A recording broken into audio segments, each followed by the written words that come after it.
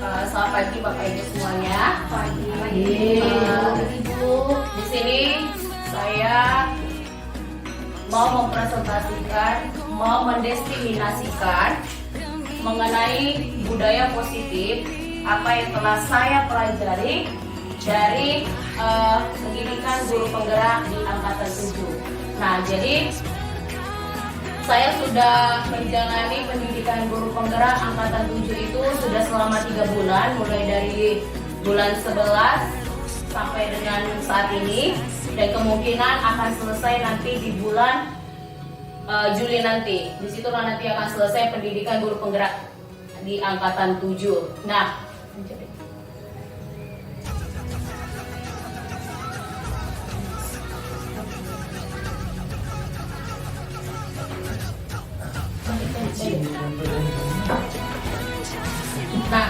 di sini saya akan memaparkan mengenai budaya positif, di mana budaya positif ini kami pelajari pada modul 1.4. Nah, pada modul 1 itu ada 4 materi yang kami pelajari. Nah, pada untuk budaya positif itu pada modul 1.4. Di sini saya akan mendestinasikan apa sih itu budaya positif kepada kita rekan guru semuanya.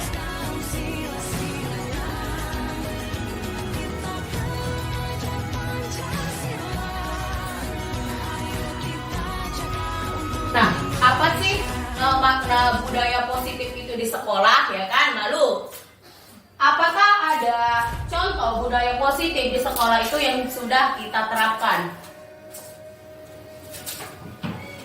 Nah, seperti kita ketahui, kita sudah sering mendengar kata budaya dan juga kata positif. Kira-kira apa ya Bapak Ibu arti dari kata budaya dan juga kata positif itu yang kita ketahui? Misalnya, siapa yang bisa menyampaikan, Bu, budaya itu seperti ini, Bu, positif itu seperti ini. Jadi apa sih itu budaya positif yang bisa kita terapkan nantinya di sekolah kita? Apa itu kira-kira Bapak Ibu? Pengertian budaya. Iya, pengertian budaya gitu Pak. Apa sih pengertian budaya gitu kan? Lalu apa pengertian positif? Makanya nanti bisa kita rangkum apa sih itu budaya positif itu. Nah, kira-kira apa itu budaya Bapak Ibu? Budaya itu adalah kebiasaan yang dilakukan setiap orang yang menunjang kepada hal-hal positif.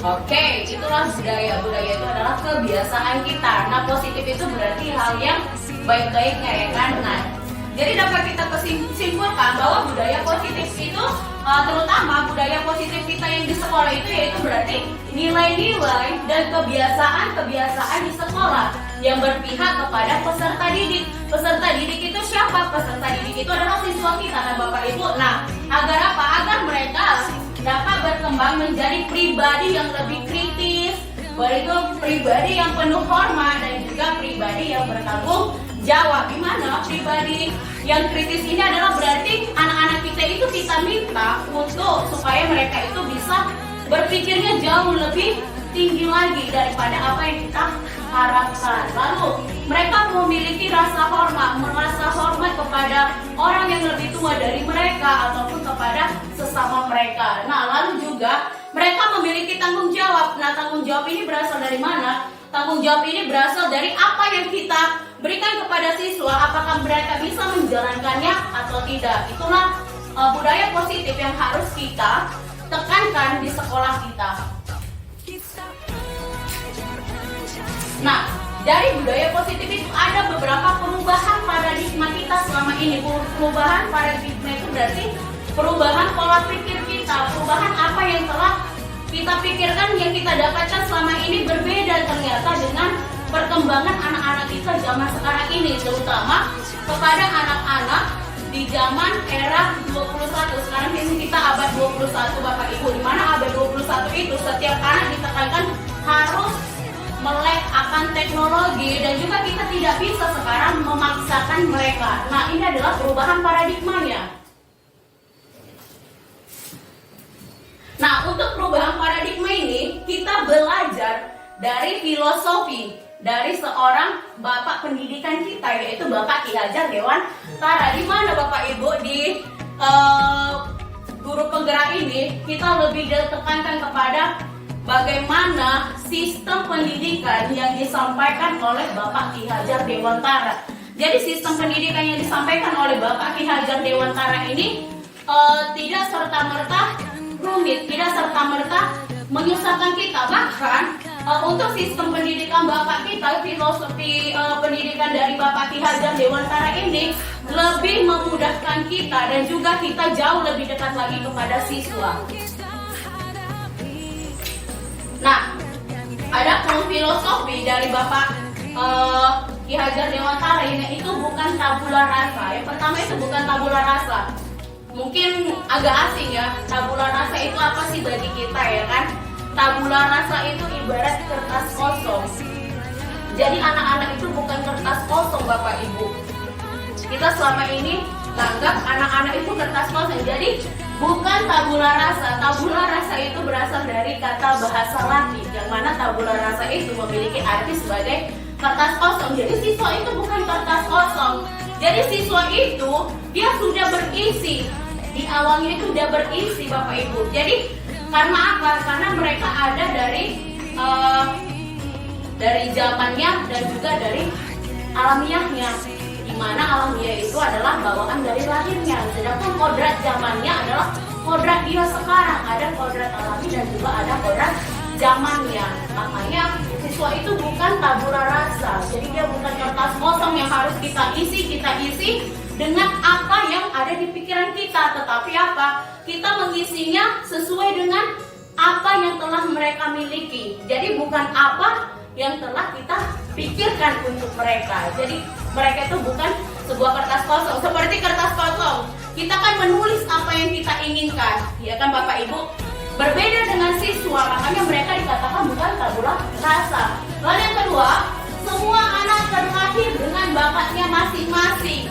Nah, sesuai dengan bakat anak itu ada dia yang memiliki auditori, ada dia yang memiliki yang namanya visual, ada juga dia yang kinestetik. Tidak bisa kita paksakan anak auditori dia harus visual, dan juga tidak bisa kita paksakan anak visual itu ke kinestetik. Anak kinestetik itu paling luar biasa. Kenapa saya katakan paling luar biasa? Mereka nggak bisa diam. Jadi kita nggak bisa membuat siswa itu diam, duduk aja. Anak kinestetik itu sangat susah untuk didudukkan. Nah, anak visual, mereka melihat seperti ini saja, tanpa kita bicarakan, mereka bisa lebih paham. Itulah anak visual. Sedangkan anak auditori, apa yang kita ucapkan, itu yang mereka tangkap. Nah, jadi setiap anak itu memiliki kelebihannya, keunikannya. Nah, contoh juga keunikan. Misalnya, ada anak yang tidak pintar matematika, tetapi dia pintar dalam seni. Ada anak yang pintar dalam matematika, tapi dia tidak tahu dalam seni. Nah, jadi kita tidak bisa memaksakan anak tersebut. Jadi bagaimana cara kita mengajak anak yang begitu banyak karakternya? Ya kita ikuti aja Bapak Ibu, bagaimana maunya mereka. Itu. Lalu yang ketiga, budi pekerti. Di mana di dalam filosofi Bapak Ki Hajar Dewantara mengenai budi pekerti. Jadi setiap anak itu harus memiliki yang namanya sopan santun, rasa hormat kepada guru ataupun kepada sesamanya. Lalu yang keempat, ini dia, tugas guru menuntun bakat tersebut agar anak tumbuh dengan selamat dan bahagia.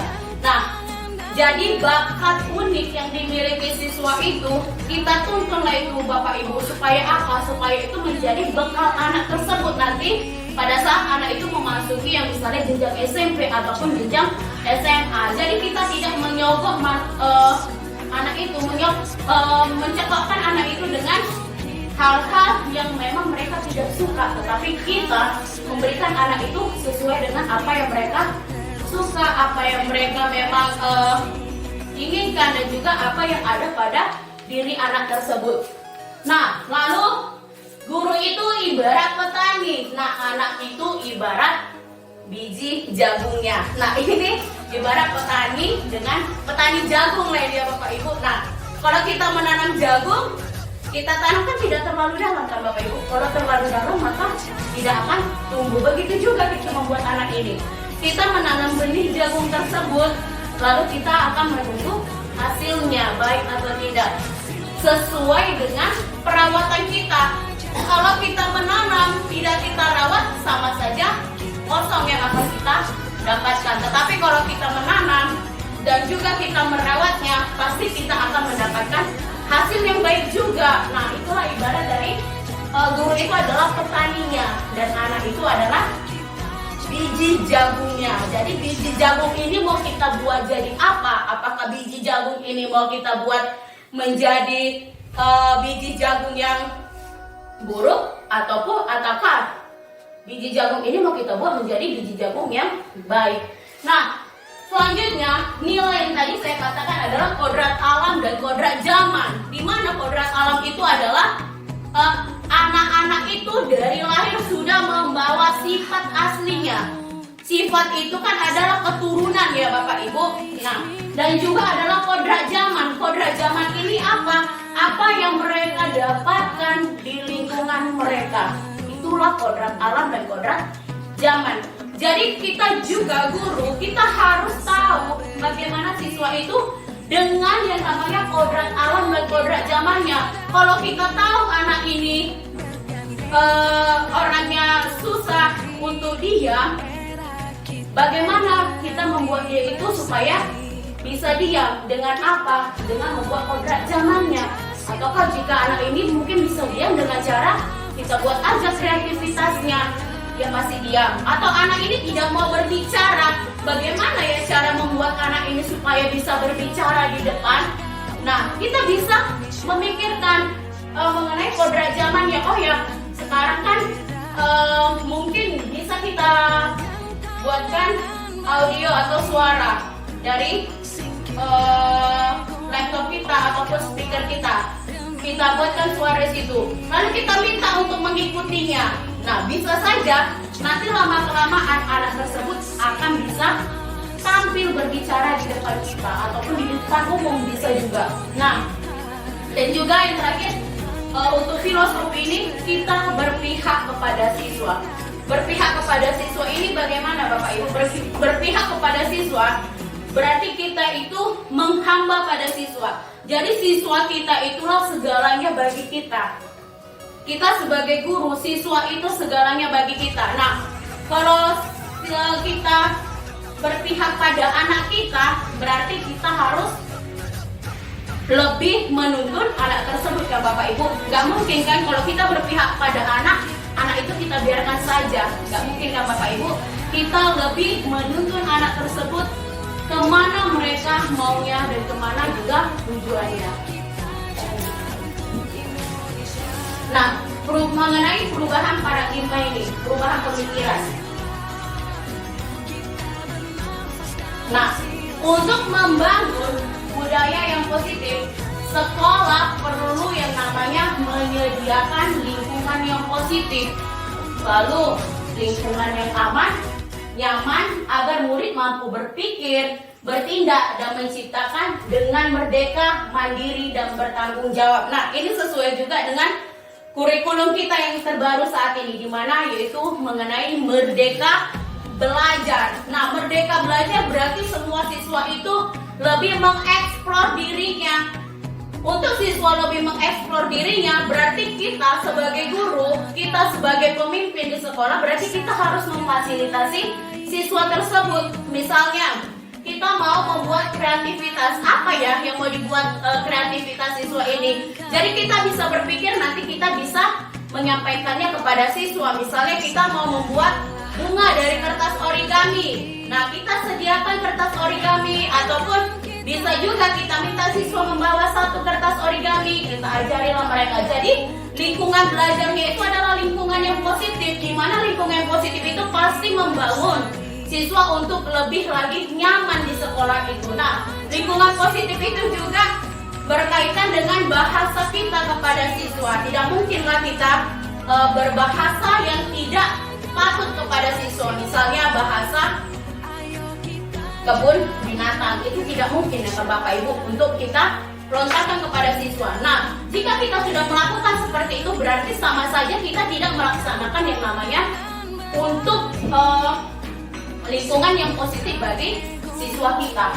Nah, lazimnya umumnya disiplin ini dikaitkan dengan kontrol. Nah, dalam hal ini kontrol guru dalam menghadapi siswa. Bagaimana kita sebagai guru dalam menghadapi siswa kita? Apakah kita bisa menjadi teman bagi siswa kita? Apakah kita bisa menjadi manajer bagi siswa kita? Atau kita menjadi musuh bagi siswa kita? Nah, jadi bagaimana kontrol kita kepada siswa tersebut? Next.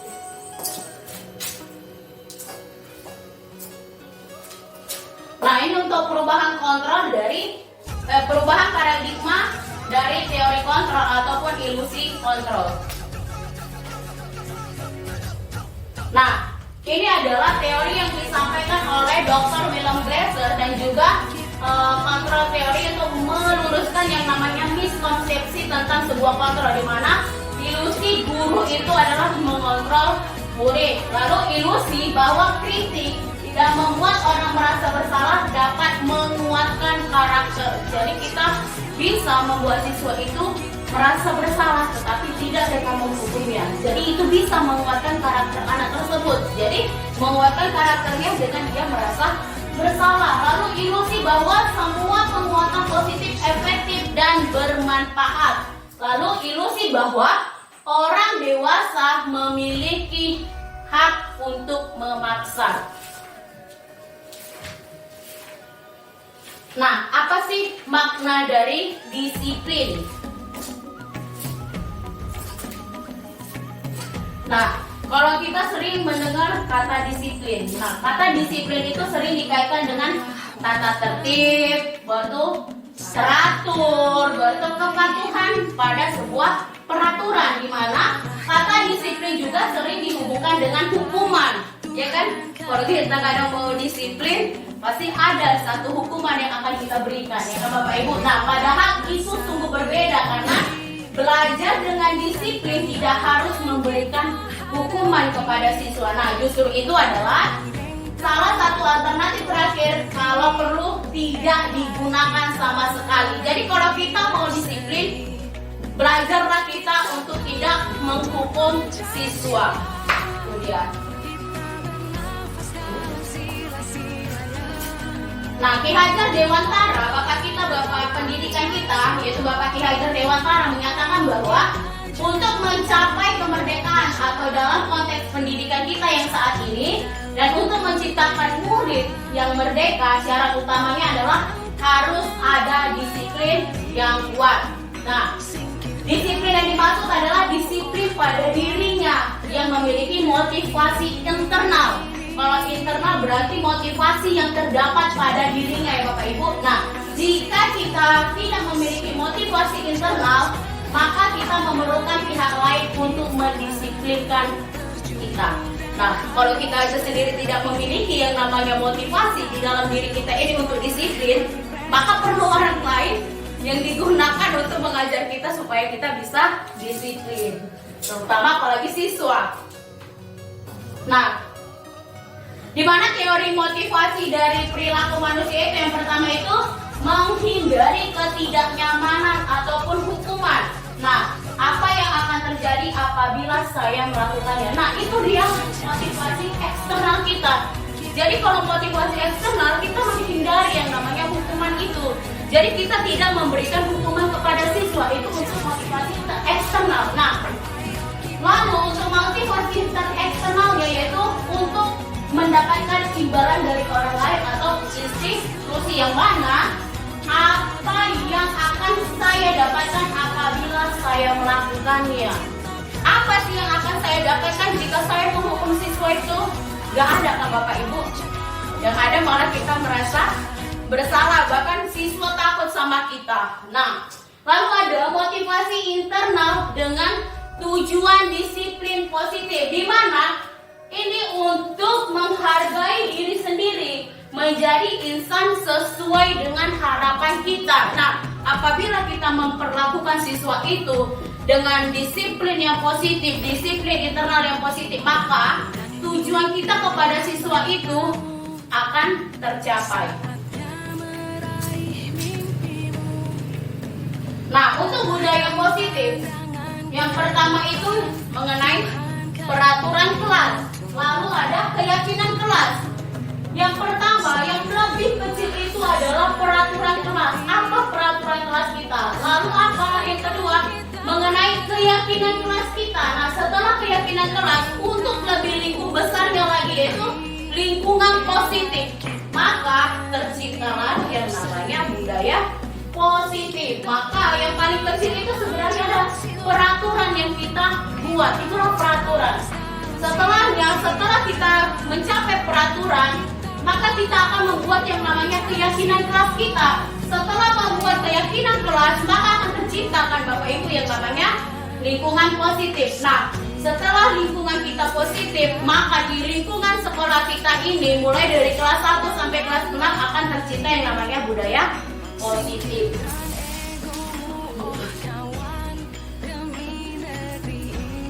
Nah, mengapa tidak peraturan saja? Mengapa harus keyakinan kelas? Nah, kenapa sih harus ada yang namanya keyakinan kelas? Itu yang pertama. Mengapa kita memiliki peraturan harus menggunakan helm bila mengendarai kendaraan roda 2? Itu dulu pertanyaannya Bapak Ibu. Kenapa kita harus menggunakan helm kalau kita mau berkereta? Kalau kita menggunakan helm di dalam berkendaraan, Bu, untuk menjaga dan mengantisipasi kalau terjadi sesuatu hal terutama kecelakaan, Bu. Dengan dipakai helm itu, maka si pengendara mobil tidak terlalu parah akibat mengalami kesalahan. Nah, itulah keyakinan yang Ibu dapatkan jika kita menggunakan helm. Nah, peraturan itu yang dikeluarkan oleh polisi, pemerintah kan Bapak Ibu. Nah, peraturannya kita harus menggunakan helm. Tetapi kita memiliki keyakinan sendiri kan, menggunakan helm itu untuk keselamatan kita. Itulah namanya tadi internal positif kita. Nah, yang kedua, mengapa kita memiliki peraturan 3M? Menggunakan masker, mencuci tangan, dan juga menjaga jarak 1,5 meter. Nah, ini kan sering kita gunakan saat dulu waktu kita COVID ya kan. Kenapa kita harus menggunakan itu?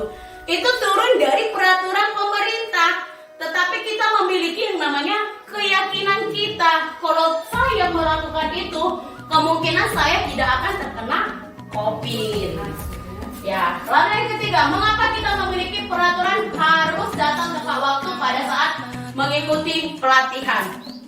Nah, kalau kita mengikuti pelatihan, peraturan kita masuk jam 7.30 dalam pelatihannya.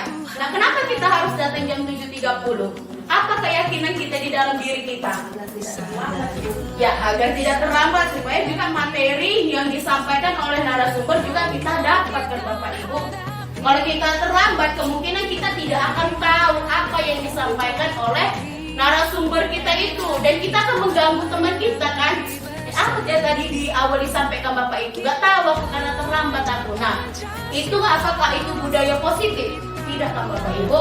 Nah, untuk mendukung yang namanya motivasi intrinsik yang berasal dari diri kita ini, kembali kepada nilai-nilai ataupun keyakinan-keyakinan lebih menggerakkan seseorang dibandingkan mengikuti serangkaian peraturan. Jadi kita diminta untuk lebih menggerakkan siswa daripada kita harus membuat peraturan-peraturan kita yang ada peraturan jadi dilanggar oleh siswa. Jadi biarkan aja siswa sendiri yang membuat keyakinannya sendiri. Dengan begitu siswa membuat keyakinannya sendiri, pasti mereka akan mengerjakan keyakinan tersebut. Nanti kita buat peraturan datang jam 7.15, tidak boleh terlambat, padahal siswa itu selalu terlambat. Jadi yang siswa yang terlambat itu kita buatkan aja keyakinannya. Bu, masuknya jam 7.30 lah. Jika mereka meminta jam seperti itu, jam 7.30 keyakinannya jam 7.30. Jika mereka lagi terlambat, ya kemungkinan kita akan memberikan hukumannya apa? Mereka sendiri yang membuat Bapak Ibu. Dari keyakinan itu akan timbul sendiri hukuman yang akan mereka buat sendiri. Jadi bukan kita yang menghukum tersebut, tetapi mereka sendiri yang memberi hukuman kepada diri mereka sendiri. Nah, keyakinan kelas. Keyakinan kelas adalah nilai-nilai kebajikan ataupun prinsip-prinsip yang universal yang disepakati bersama secara universal, lepas dari latar belakang suku, pelajaran bahasa maupun agama. Nah, kalau kemarin di kelas 5 waktu di awal semester saya sudah membuat keyakinan kelas mereka. Mereka membuat keyakinan kelas kalau setiap masuk berdoa. Baru itu membuat piketnya sendiri sesuai dengan kelompok mereka Bapak Ibu. Jadi saya tidak membuat siswa itu piket Senin ini, Selasa ini, Rabu ini. Jadi mereka akan terbebani dengan hari-hari itu. Jadi saya membuat kalau hari ini kelompok 1 piket di dalam ruangan, kelompok 2 piket di luar, kelompok 3 nanti siangnya pulang untuk piket di dalam kelas, kelompok 4 di luar, nanti kelompok 5 pagi, begitu juga bertukaran mereka sendiri. Jadi kan mereka sendiri yang membuat keyakinan itu sendiri. Nah, menurut Gosen di tahun 1998, di mana suatu keyakinan akan lebih memotivasi seseorang dari dalam dirinya ataupun dari instruksinya, seseorang akan lebih bersemangat untuk menjalankan keyakinannya daripada hanya sekedar mengikuti serangkaian peraturan. Nah, itu sudah saya dapatkan di kelas saya. Saya buat untuk kebersihan kelas itu seperti itu. Saya tidak membuat peraturan hari Senin ini, Selasa ini, Rabu ini sampai ke hari Sabtu. Saya tidak membuatnya. Tetapi mereka sendiri yang membuat sesuai dengan kelompoknya Bapak Ibu, sesuai dengan kelompoknya. Bahkan saya kadang lupa kelompok siapa yang di dalam, kelompok siapa yang di luar untuk hari ini. Nah, mereka sendiri yang tahu. Bu, kelompok 3 Bu di dalam, kelompok 4 di luar. Jadi mereka lebih semangat untuk menjalani yang namanya tugas mereka. Karena apa? Itu berasal dari keyakinan mereka sendiri, bukan dari peraturan yang saya buatkan Bapak Ibu. Jadi kalau mereka saya buat peraturan seperti itu, mereka akan merasa terbebani. Nah, pembentukan keyakinan kelas, di mana keyakinan kelas bersifat abstrak daripada peraturan yang lebih rinci dan konkret. Nah, kita kadang kalau membuat yang namanya keyakinan pada diri kita sendiri, itu kan tidak nampak Bapak Ibu. Sedangkan kalau peraturan kita buat di sini, siswa dilarang ribut, siswa dilarang membawa mainan ke sekolah. Maka peraturannya itu yang kita buat itu kan ada yang kita tempelkan. Tetapi kalau keyakinan kelas, apa yang berasal dari diri mereka. Kemarin saya buat kepada mereka, keyakinan kelas kalian apa waktu awal semester. Jadi mereka membuat tidak membuang sampah sembarangan. Jika membuang sampah sembarangan, maka akan dihukum.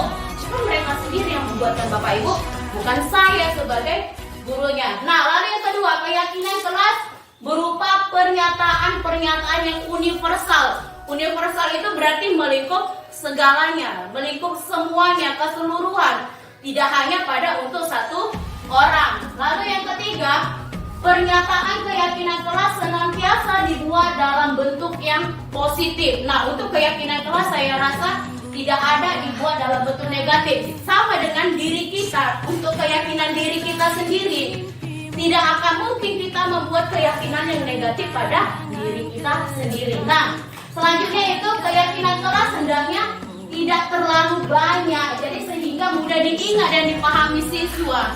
Jadi kalau banyak sampai 100 sampai 10 kita buat peraturan di kelas, maka banyak yang lupa. Sedangkan kalau hanya 3 saja keyakinan kelas kita buat Bapak Ibu, maka kita bisa menjalankannya. Siswa itu pun juga lebih enjoy, lebih gampang dalam menjalankan keyakinan kelas mereka. Nah, semua warga kelas sebaiknya ikut berkontribusi dalam membuatan kegiatan kelas lewat surah pendapat. Surah pendapat itu seperti curhat mereka di kelas ini. Bu, di kelas ini Bu, sering tokok-tokokan Bu, tokok-tokokan kepala. Di kelas ini Bu, sering menyebut-nyebut nama orang tua. Nah, bagaimana kita membuat keyakinan kita kepada siswa? Apa yang harus kita buat supaya itu tidak terjadi? Nah, kita melemparkan kepada mereka apa yang harus kalian buat. Jika mengejek nama orang tua, apa yang harus diberikan kepada kalian. Jadi kita lemparkan semua itu kepada siswa. Jadi kita tidak terbebani. dan juga siswa tidak akan terbebani karena mereka sendiri yang membuatnya. Nah, bersedia meninjau kembali keyakinan kelas dari waktu ke waktu. Nah, kalau keyakinan kelas ini, Bu, sama seperti keyakinan kita, akan berubah sesuai dengan waktu. Jadi tidak monoton. Itu semua sampai 1 tahun. Apa yang diperlukan dalam semester ini, itulah yang dibuatkan. Jika tidak perlu, bisa kita hilangkan.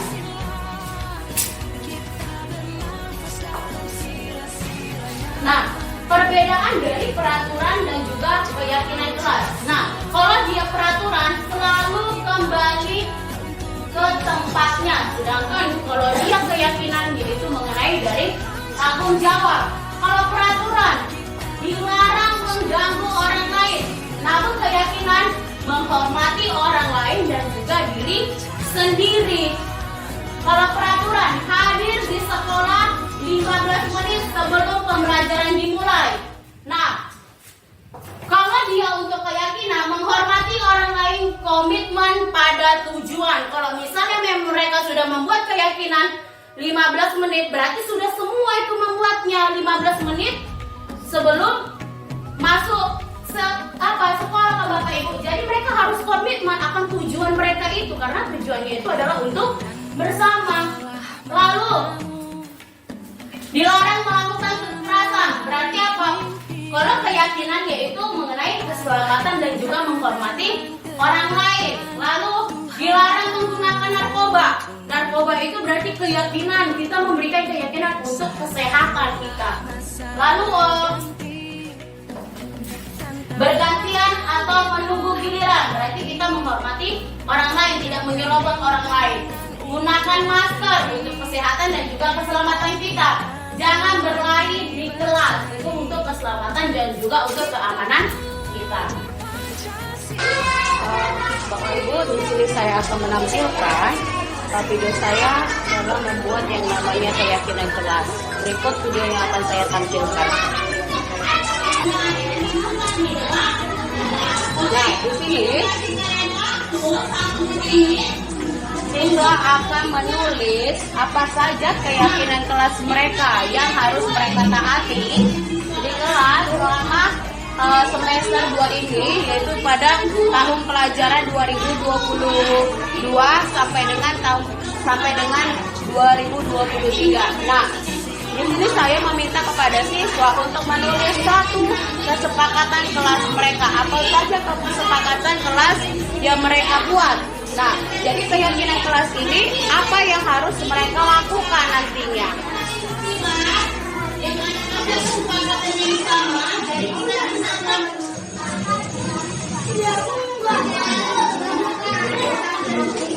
Nah, ini setelah mereka melakukan menulis yang namanya kesepakatan kelas mereka saya minta untuk menandakan ataupun menempelkan kesepakatan kelas yang mereka buat di kertas karton putih yang telah saya sediakan tersebut. Nah, jadi siswa tersebut menempelkan satu persatu apa kesepakatan ataupun keyakinan kelas yang mereka telah buat. Nah, jadi setelah siswa ini nanti menempelkan keyakinan kelas yang mereka buat, maka akan yang namanya disusunlah keyakinan kelas ini sesuai dengan apa yang sama gitu. Misalnya kebersihan, tidak boleh membuang sampah sembarangan, itu kan termasuk ke dalam kebersihan lingkungan. Jadi siswa tersebut juga akan saya minta mengurutkannya seperti itu.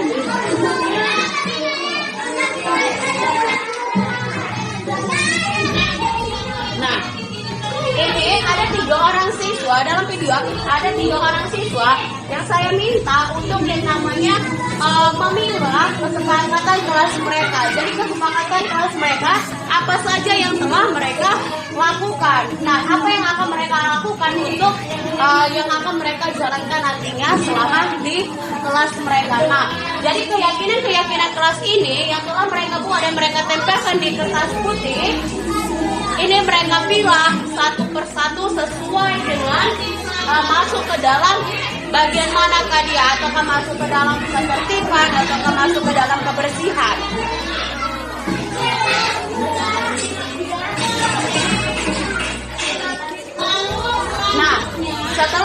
setelah itu maka saya meminta siswa tersebut, setelah saya meminta siswa tersebut untuk memilahnya, maka saya membuat kekuatan kepada mereka apa saja keyakinan kelas yang telah mereka buat. Nah, salah satu contohnya keyakinan kelasnya itu berdoa sebelum memulai pelajaran dan juga berdoa sebelum sudah melakukan pembelajaran. Nah, jadi pada kegiatan ini saya memberi kekuatan kepada siswa bahwa setiap keyakinan kelas harus mereka lakukan ataupun harus mereka kerjakan supaya apa yang telah disepakati di kelas dapat berjalan dengan baik dan juga dengan lancar. Nah, inilah untuk keyakinan kelas yang telah saya buat. Ibu, itu tadi mengenai keyakinan kelas. Apakah ada pertanyaan mengenai keyakinan kelas ini? Saya lemparkan dulu kepada Bapak Ibu. Ini Bu ya. Terima kasih ya, nama saya Malayani. Saya ingin tanya Bu ya. Kalau di cerita paparan Ibu tadi bahwasanya membuat tidak boleh membuat hukuman, tapi keyakinan gitu. Untuk budaya positif. Sedangkan kalau udah buat peraturan itu harus ada hukuman. Gitu. Itu kan beda dari paparan Ibu. Selama ini kan kita gitu di sekolah ini.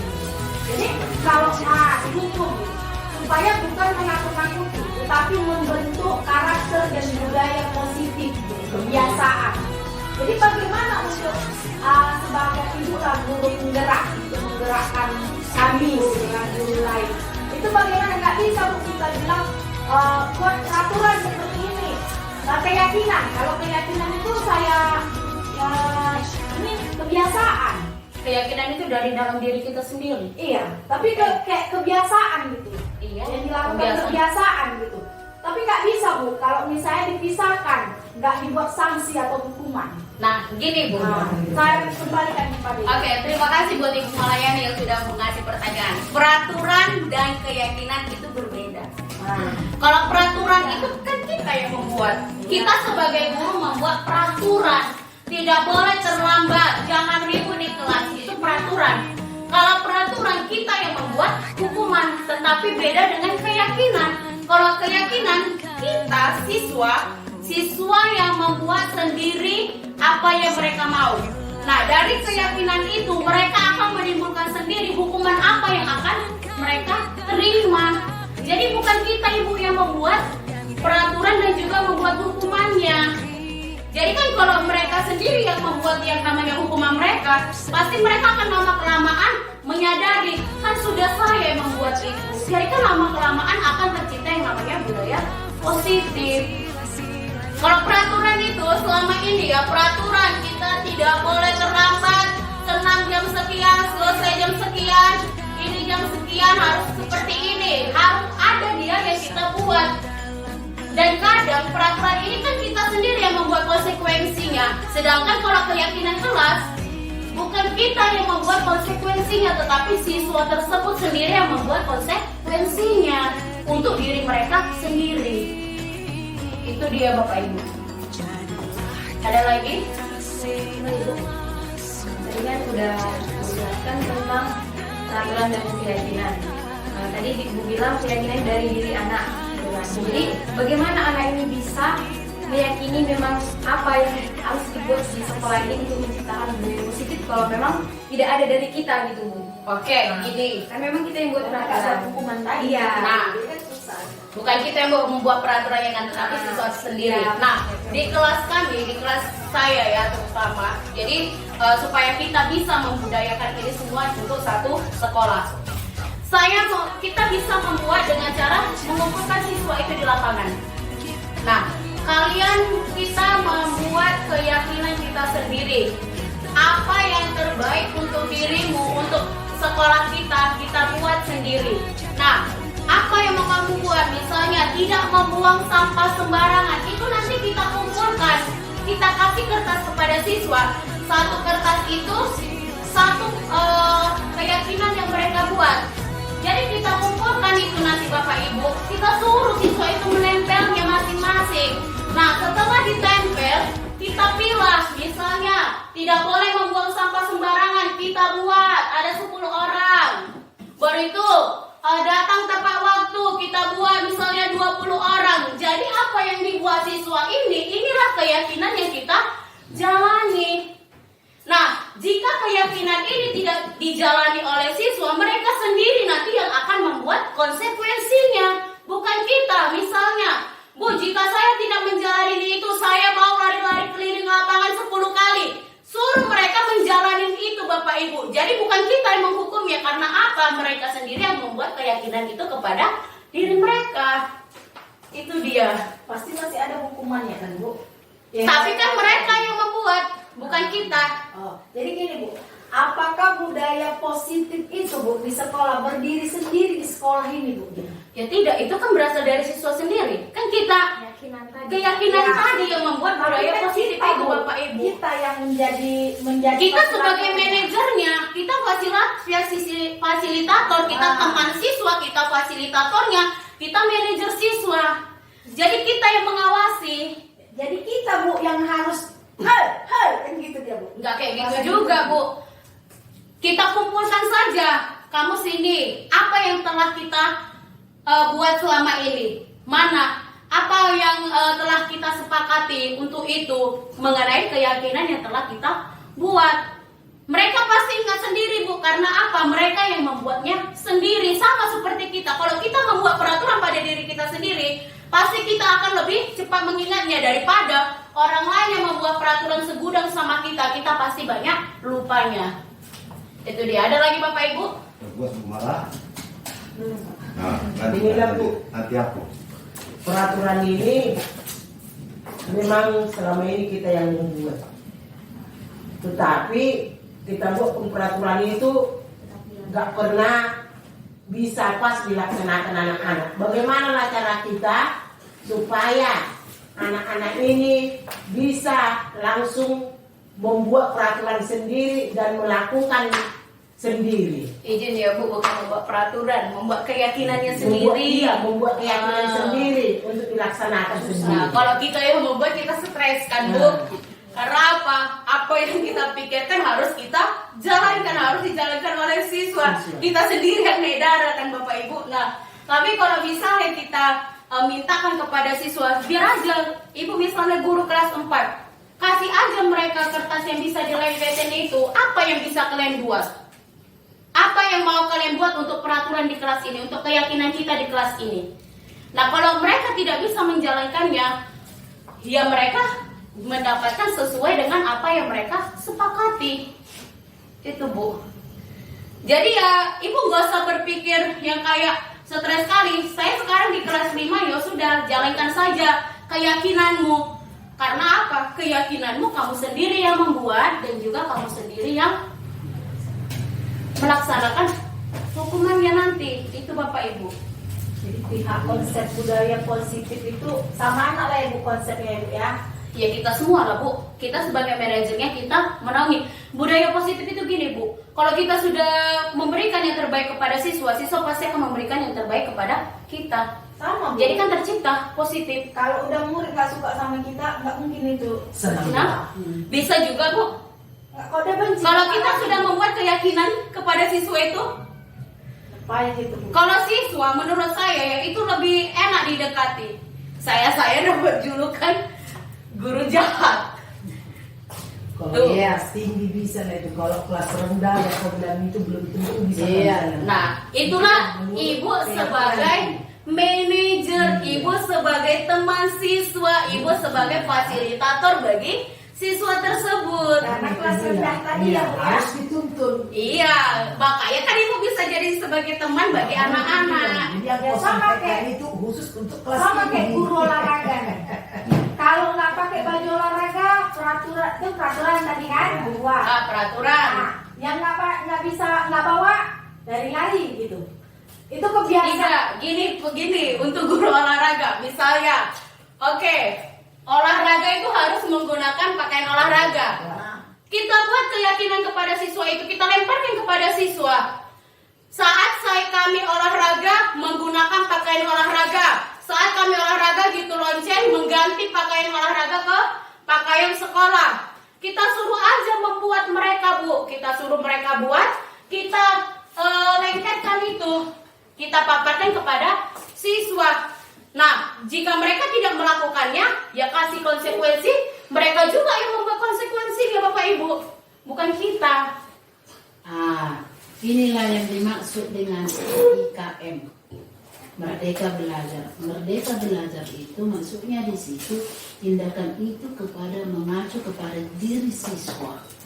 Dan ini juga harus kita terapkan, di mana pendidikan itu memang harus mengacu kepada anak, bukan seperti yang dulu menjadi fasilitator atau menjadi penyampai atau menjadi pengetahuan aja, memberi.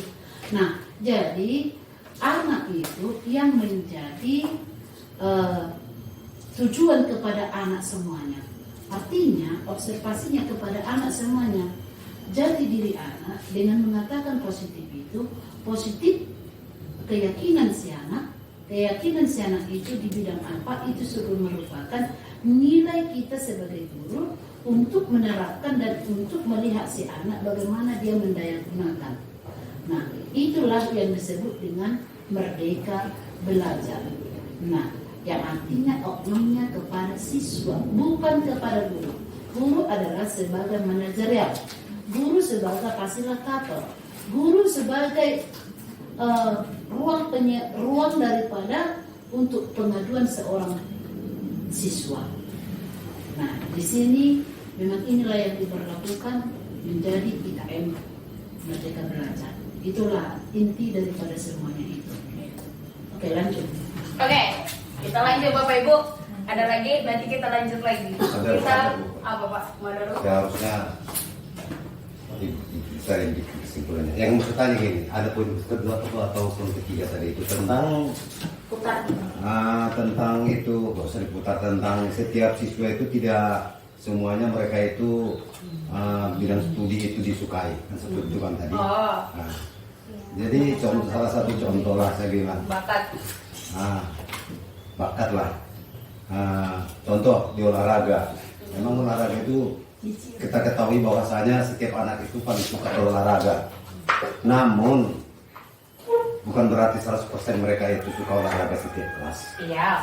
Nah, jadi tadi ada ibu bilang, ini bukan kita hanya sharing aja Bu ya. Tadi ibu bilang bahwasanya si A misalnya dia suka matematika. Si B tidak suka matematika, dia suka hanya olahraga.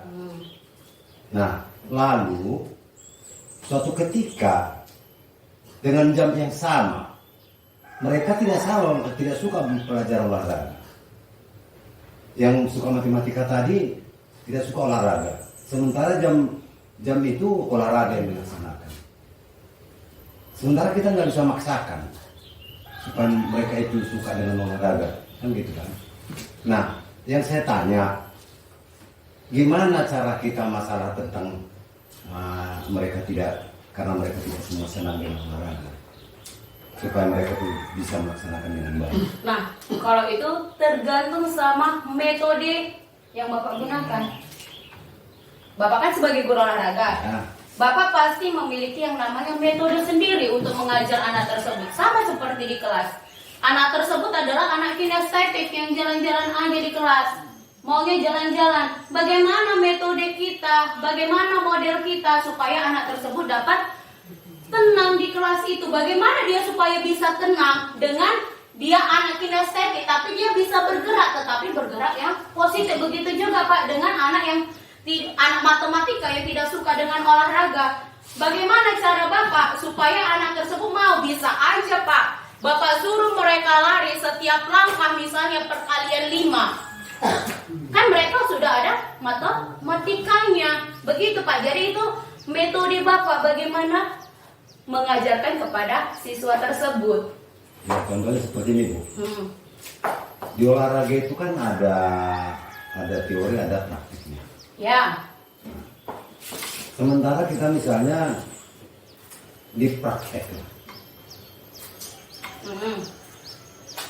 Sementara si anak tadi nggak suka, dia contoh berenang, dia nggak suka berenang. Gimana cara kita untuk mengatasi ini? Bisa aja Bapak taruh air ke kolam renang itu seperti permainan.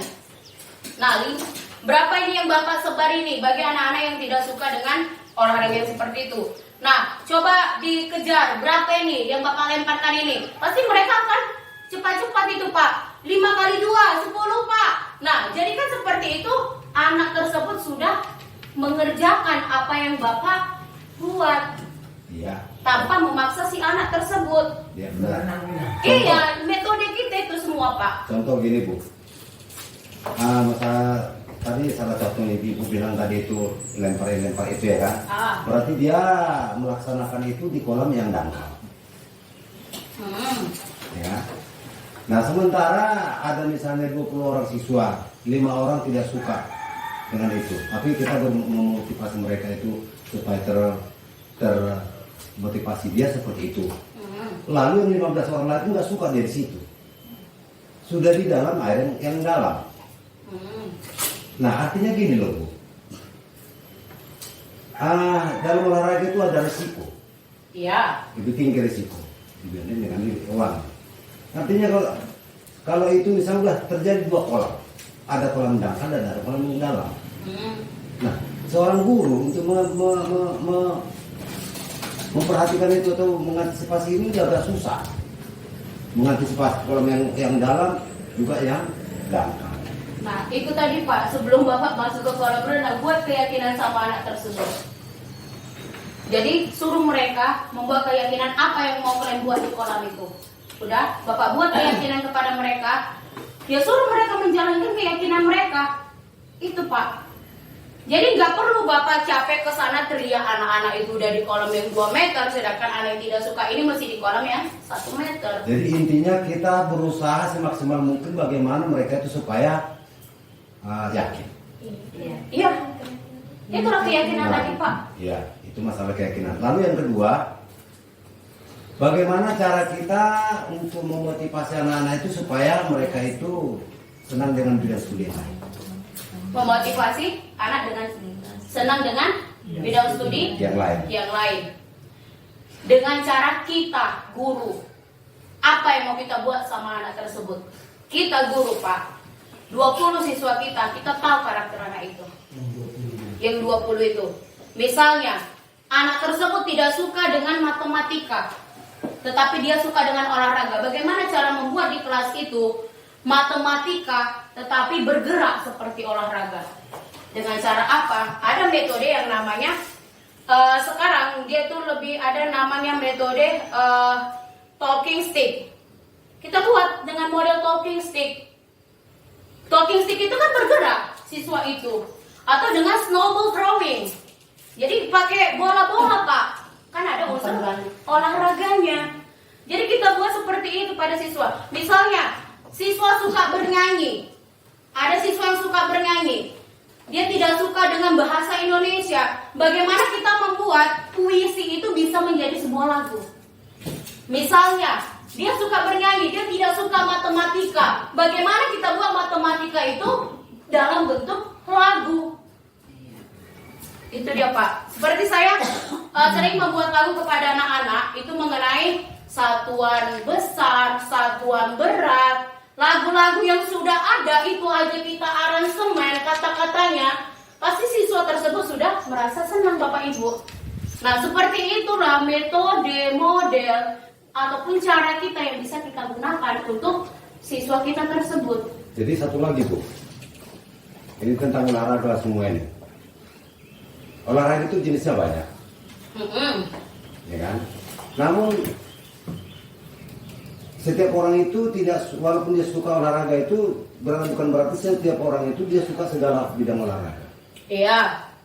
Nah, misalnya adalah dalam pertemuan praktek kita misalnya sepak bola. Sementara ada juga yang nggak suka sepak bola. Jadi gimana cara kita yang nggak suka ini? Sementara materinya adalah sepak bola.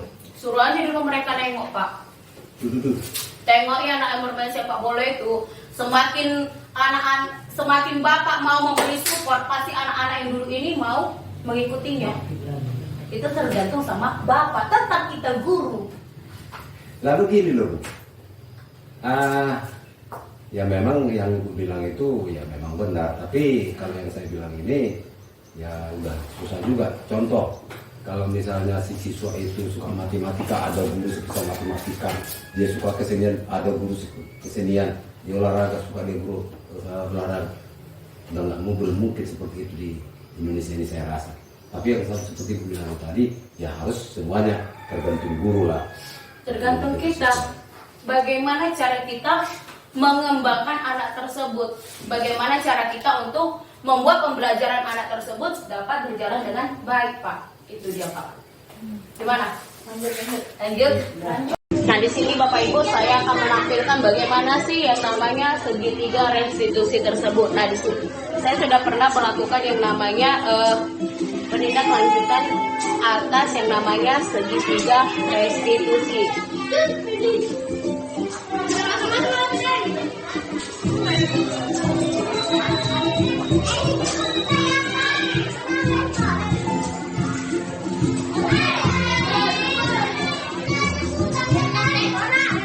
Nah, di mana kasus satu itu yaitu salah satu siswa mengerjakan pekerjaannya, namun pekerjaannya tersebut dicontek oleh temannya. Nah, di sini saya melakukan yang namanya menstabilkan identitas. Setelah saya melakukan yang namanya menstabilkan identitas, saya melakukan yang namanya memvalidasi tindakan yang salah. Nah, saya memvalidasi tindakan yang salah atas kelakuan yang telah dilakukan oleh siswa tersebut.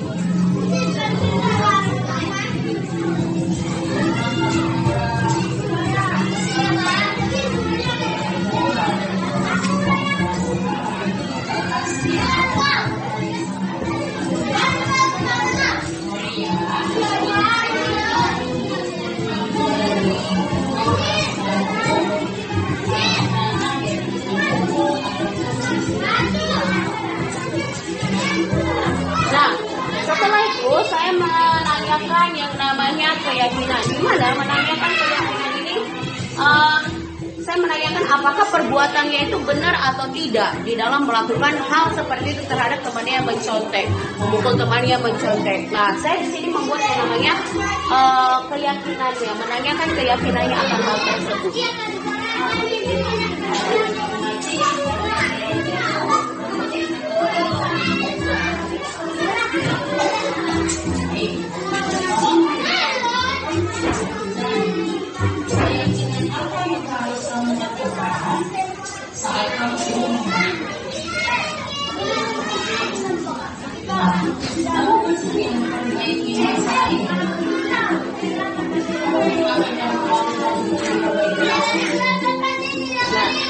Dia membuat keyakinannya sendiri atas tindakan yang telah dibuatnya. Nah, apabila hal tersebut terjadi lagi, maka siswa tersebut akan melakukan tindakannya sendiri. Nah, jadi akan ada yang namanya keyakinan yang telah dibuatnya. Ini untuk kasus kedua, di mana dalam kasus kedua ini ada menstabilkan identitas dan juga memvalidasikan tindakan yang salahnya.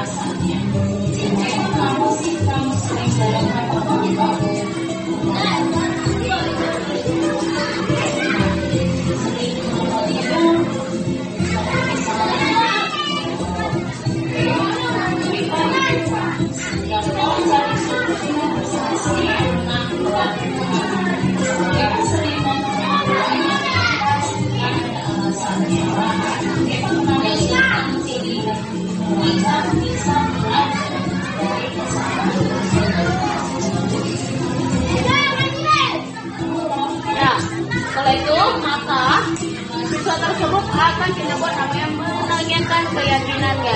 Jadi di dalam menanyakan keyakinan ini maka kita akan menemukan apa yang akan tindak lanjut, apa yang akan kita lakukan jika siswa tersebut melakukan hal yang sama lagi, yaitu menanyakan keyakinannya.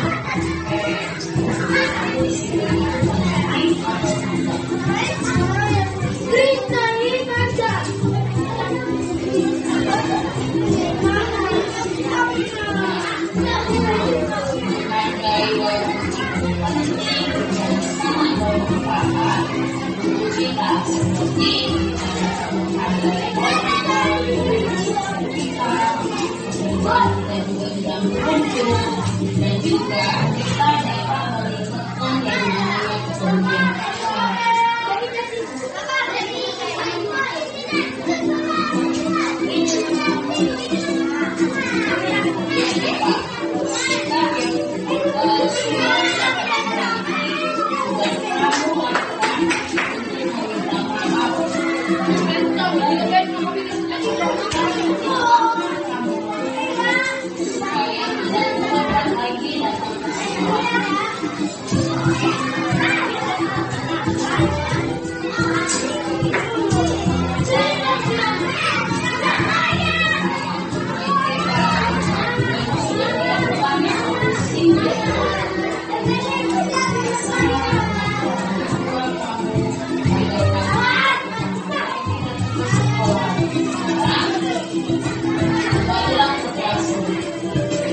Oke, thank you. Ada yang mau bertanya Bapak Ibu? Saya ini bantu guru. Apa Bu? Karena aku sering malas mengerjakan PR. Jadi biarpun besok jangan apa ya, lupa mengerjakan PR-nya, besok jangan lupa ya. Iya Bu, dikasih dulu. Awak suruh ke depan satu dulu. Jadi karena orang itu tidak mau terus mengerjakannya, saya denda, saya bilang, apalah dendanya, saya bilang kayak gitu. Udah Bu, bayar aja 1.000 katanya. Jadi diminta 1.000. Ya, Ibu sendiri tak buat hukuman itu. Bukan saya, nggak Balik lagi. anak-anak. Iya, tapi kan Ibu yang ngomongkan dia pertama kali Iya. kan. Nah, kalau ada murid Ibu kayak gitu, tanyakan kenapa. Kita bisa menyelesaikannya dengan segitiga restitusi itu. Misalnya kalau Ibu belum paham penggunaan segitiga restitusi, Ibu bisa kasihkan anak tersebut kepada saya, bawa ke sini. Ibu juga di sini. Jadi kita bisa menyelesaikannya bersama. Di kelas saya juga begitu, Bu. Kelas 6 itu Bu kayak mana? Senang. Sampai angkat tangan Bu. Iya, angkat tangan ya, Bu.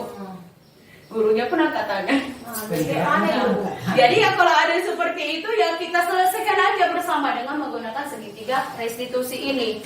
Jadi tidak akan ada anak itu yang merasa dirinya karena dia tidak menyelesaikan tugas, dia merasa jadi bodoh. Padahal ada satu alasan pada diri anak tersebut kenapa dia tidak menyelesaikan tugas itu. Atau mungkin Bu, siang-siang anak tersebut disuruh mamanya entah ke ladang sana, malamnya capek. Itu kan perlu kita tanyakan kepada anak tersebut. Nah sama seperti si Agus tadi, bawa bekal kan banyak alasan. Atau karena alasannya karena makanan mamanya itu aja. Jadi kita bisa selesaikannya itu Bu bersama. Karena kan ini semua kan anak kita. Jadi kita bisa menyelesaikan bersama. Jadi kalau Ibu buat hukuman seperti itu tidak boleh membayar 1.000. Jadi kalau ada yang tidak mengerjakan tugas, yang bagian banyak duitnya, 1.000 aja kok. Yaudah, 1.000 dikasih, 1.000 aja kok ya kan Bu. Yang banyak uangnya siswa itu. Jadi bagaimana dengan anak yang tidak punya uang ini, tetapi tidak bisa membayar ini? Nah pasti dia kan punya alasan tersendiri Bu. Jadi kita selesaikan bersama. Jadi ya udah ditanya Bu, kenapa tidak kau kerjakan? Berupa Bu, kenapa kalau tidak kau kerjakan? Sakit Bu. Kenapa begini? Adalah jawabannya dibilang. Nah jadi Bu, kalau kita penyelesaian di dalam segitiga restitusi itu Bu, nanti akan ada terucap pada siswa tersebut apa konsekuensi yang harus dilakukan ya jika dia melakukan hal yang sama. Jadi kan dia bakal mengingat. Itulah dia tadi segitiga restitusi itu. Itulah cara kita penyelesaian masalah kepada siswa. Mau siswa itu berantem, siswa itu mencuri kayak si Yuli, mau berapa kali pun kita buat, tidak ada perubahan. Kita juga yang diputar-putar, tapi kita terus berusaha bagaimana supaya bisa nggak kayak gitu lagi dia. Itu. Ada lagi Bapak Ibu? Ya Pak. Pertanyaannya masalah ini kurikulum merdeka. Ini masih uji coba ya? Kurikulum merdeka itu nggak uji coba Pak. Kalau uji coba dia tidak akan mengeluarkan buku. Kalau uji coba itu dia hanya menggunakan sampel Pak. Jadi yang aku tanya gini loh. Sementara kita ini kalau kita melihat itu dengan aturan cara tadi itu yang memang bagus. Artinya mental si anak pun tidak berjalan. Tapi kalau kita tinjau dari hasil seperti itu metodenya, apakah memang benar-benar berhasil atau tidak? Karena saya lihat, kalau saya perhatikan sekarang karakter anak-anak ini orang nggak apa-apa kok, Udah main. biasa-biasa aja kok. Seperti itu hasilnya. Yang membuat hukumannya kan mereka sendiri Pak, konsekuensinya.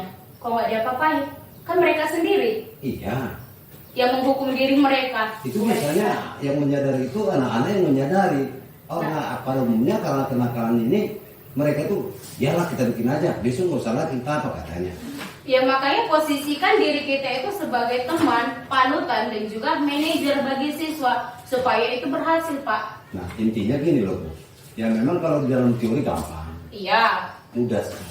teori memang gampang Pak, praktek memang susah. Prakteknya yang susah. Nah Iya. sekarang yang kutanya tadi, apa memang berhasil itu metode itu gitu? Kebanyakan sudah berhasil Pak. Penggunaan metode yang selama ini dipelajari di PGP, guru penggerak, itu sudah berhasil. Kita penyelesaian masalah dengan menggunakan segitiga restitusi, bahkan sharing dari guru sekolah-sekolah lain, karena kan PGP ini Pak mulai dari guru SD sampai ke guru SMK itu satu. Kita tidak di kotak-kotakan, tidak ada pengotakan guru SD ke guru SD aja, SMP, SMA, SMA. Jadi kita satu. Jadi kita tahu masalah di SD bagaimana, SMP bagaimana, SMA bagaimana. Kita tahu penyelesaiannya, kita tahu sudah sampai di mana, pengimbasannya, tindak lanjutnya sudah kita tahu. Bahkan kemarin pernah sharing kami di dalam ruang kolaborasi kami, ada dia sekolah yang dimana dia SMK Pak. SMK itu biasa anak laki-laki kebanyakan, anak teknik, SMK teknik. Nah, dimana laki-laki itu kan lebih nakal daripada kalau kita perempuan. Nah, ada yang menggunakan misalnya barang-barang terlarang itu. Bagaimana penyelesaiannya? Dan itu sudah ada yang bisa diselesaikan dengan menggunakan segitiga restitusi ini, dengan kita membuatkan keyakinan budaya positif kepada siswa. Nah, jadi kalau misalnya Bapak katakan kalau IKM ini, implementasi kurikulum merdeka ini uji coba, itu bukan uji coba Pak. Kalau uji coba berarti kita menggunakan sampel. Nah, nggak mungkin Pak, IKM sampelnya itu se-Indonesia. Sampel itu misalnya, kalau misalnya IKM ini hanya sebagai untuk uji coba, misalnya sampelnya itu DKI Jakarta, ya berarti DKI Jakarta saja yang pengimbasan, bukan sampai ke provinsi lain. Atau IKM ini hanya untuk anak Papua, berarti pengimbasan kepada anak Papua saja. Tetapi kan IKM ini kan semuanya, seluruh Indonesia. Jadi intinya hasil daripada IKM itu udah berhasil lah di lapangan, gitulah kira-kira Bu ya. Rata-rata sudah berhasil Pak. Ya, bukan hanya guru penggerak aja yang berhasil. Bukan. Rata-rata yang saya lihat untuk sekolah IKM, Serdang Bedage kan ada beberapa sekolah IKM, terutama itu ada sekolah yang sekolah-sekolahnya yang menonjol Pak. Siapa sih yang gak mengenal dia di Serdang Bedage ini? Dan itu yang luar biasa sekali Pak sekolahnya. Itu sekolah Kerapu juga itu adalah IKM. Kita juga sekolah IKM. Jadi kita bagaimana kita supaya bangkit? Ya sekolah IKM itu harus ada proyek. Jadi kita di sini berusaha untuk mengeluarkan proyek kita apa hasil dari pembelajaran kita di IKM selama ini. Itu dia Bapak Ibu. Ada lagi? Ada lagi Bapak Ibu yang mau bertanya? Pasti mudah-mudahan bisa dilaksanakan. Aduh, Iyalah, terutama ke kelasku. Ya, terutama ke kelas Ibu, terutama kepada kita. Khusus kelas 6 Bu. Jadi itulah kalau kurikulum ini sekarang kan butuh IT. Jadi ibu-ibu, Ya, bapak ibu-ibu, butuh IT bapak ini, ya, ibu-ibu, udahlah, kita serahkan lah sesuai kepada dengan Tuhan. ini arahan ibu Jadi ini, bisa ini anak-anak tanamkan ini bisa cinta. kita olah. Tanamkan cinta. Iya betul Pak, Iya. dalam cinta kita. Tanamkan cinta. Sudah kena sendiri pun gurunya tak tahu ini. Jadi Serahkan sama Tuhan gitu. Jadi apa lagi?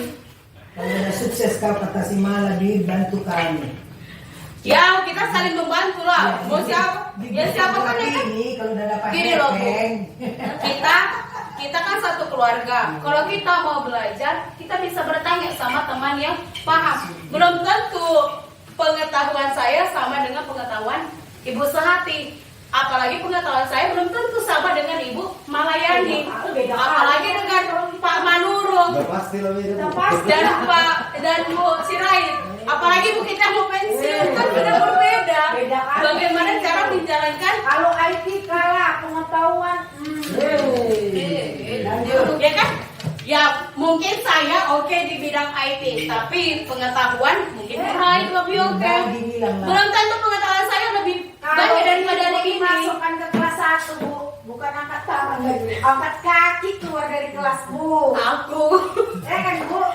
Jadi marilah kita sama-sama belajar, saling bertanya. Jika nggak tahu kita bertanya.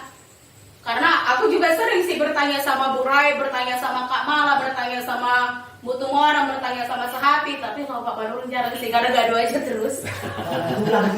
Makanya mulai saat ini kita jangan gaduh aja. Iya, jauh-jauh. Iya. Ayo kan cerita keyakinan tadi. Ya, keyakinan. Jangan keyakinan proses Keyakinan ya kan. Gak boleh memuji Pak Manurung. Satu lagi, musuhin satu lagi. Oh, nggak boleh. Nanti Oke. ada konsekuensinya kan Kak? Konsekuensi sama diri sendiri. Oke Bapak Ibu, terima kasih buat waktunya. Terima kasih untuk sudah mau diundang dalam destinasi guru penggerak angkatan 7. Dan ini masih panjang lagi. Saya akan lebih banyak menggunakan Bapak dan Ibu. Kita sama-sama bekerja untuk kemajuan sekolah kita bersama. Mana tahu suatu saat nanti sekolah kita semuanya gurunya ada guru penggerak kayak Kak Mala, Kak Loren, Bu Rai itu udah gak mungkin lagi, Pak Manurung udah gak mungkin lagi. Ya, jadi mana tahu sekolah kita menjadi sekolah penggerak, kita tidak tahu ke depannya. Oke Bapak Ibu, terima kasih semuanya. Terima kasih. Ya, mana tahu Bu Sri kuliah PGSD bisa sharing sama saya juga bisa sama Ibu ini. Jadi terima kasih Bu Kepala Sekolah yang baik. Udah Bu. Jadi terima kasih buat semuanya. Terutama terima kasih buat kepala sekolah saya yang sudah mendukung acara ini, yang sudah memberikan motivasi kepada saya untuk ikut guru penggerak. Padahal awalnya saya tidak mau ikut, tapi saya dipaksa. Kalau harus ikut, saya harus ikut. Tiba-tiba jebol. Dan ya puji Tuhan bisa sampai pada saat ini. Mari kita sama-sama belajar. Mari kita sama-sama membangun sekolah kita supaya sekolah kita bisa juga dipandang ke luar, ke kabupaten, bahkan sampai ke provinsi. Jadi marilah kita sama-sama memajukannya. Mari kita sama-sama belajar. Saya mungkin saat ini bisa berdiri di sini untuk menyampaikan materi ini kepada Bapak Ibu. Mungkin suatu saat nanti saya akan menjadi pendengar saat Bapak Ibu memaparkan materi ini kepada rekan-rekan juga. Nah, terima kasih untuk dukungannya dan selamat siang semuanya.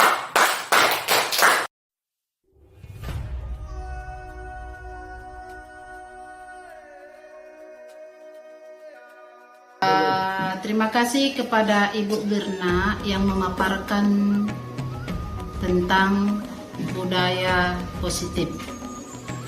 Budaya positif yang diberikan oleh Ibu Birna merupakan sebagai wujud nyata kepada dunia pendidikan, di mana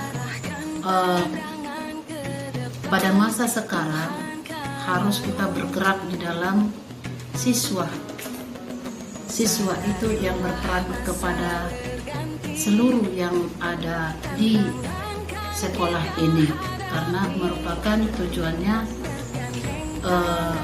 kepada siswa terutama yang menggerakkan dan memberikan ke jati diri yang nyata yang harus guru dimampukan untuk membuat suatu yang lebih positif kepada diri si anak. Begitulah yang dapat saya sampaikan. Mudah-mudahan di bulan-bulan kemudian atau hari kemudian terciptalah pendidikan itu dengan membawakan kenyamanan dan kesenangan kepada siswa. Terima kasih. Terima kasih kita ucapkan di siang hari ini karena kita bisa melaksanakan budaya positif tadi. Semoga apa yang Ibu paparkan tadi kepada SD 105.425 Malasuri ini semoga bermanfaat dan bisa dilakukan siswa kita ke depannya menjadi yang terbaik SD kita ini. Terima kasihlah, inilah yang bisa saya paparkan, saya sampaikan pada siang hari ini. Terima kasih. Ya ini guru kelas 1 kita ini. udah mau pensiun. Dan budaya positif lalu. Ya terima kasihlah sama Ibu Mirna yang sudah memberikan paparan mengenai budaya positif. Semoga lah dapat kita laksanakan atau berjalan dengan baik di sekolah ini, terutama anak didik kita bisa menyerapnya dengan baik mengenai budaya positif. Terima kasih.